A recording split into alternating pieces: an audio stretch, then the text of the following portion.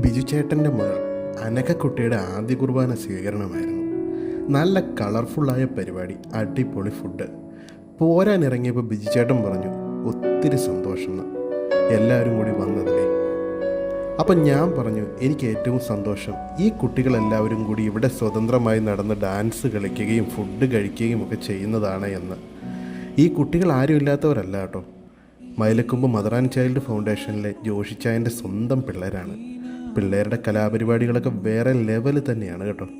നമ്മളൊക്കെ വിശേഷാവസരങ്ങളിൽ എന്തെങ്കിലും അനാഥാലയത്തിലൊക്കെ ഫുഡ് കൊടുക്കുന്നത് നിർത്തിയിട്ട് അവരെ വീട്ടിലേക്കോ ഓഡിറ്റോറിയത്തിലേക്കോ ക്ഷണിച്ച് അവിടെ വെച്ച് ഫുഡ് കൊടുക്കുന്ന ഒരു സാഹചര്യം ഉണ്ടായാൽ അവർക്കൊക്കെ ഒത്തിരി സന്തോഷമാവും.